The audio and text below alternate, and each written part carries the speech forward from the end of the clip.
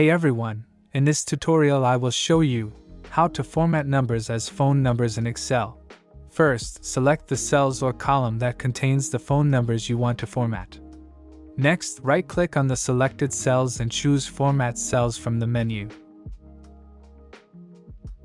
Here, select Special from the options on the left side. If you don't see anything in Type tab, switch your location to United States. Now we need to click on Phone Number, and click OK.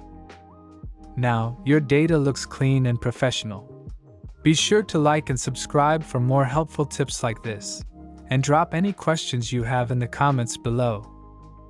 If you want different format, you can right-click again on selected numbers, and choose Custom and select format which you like.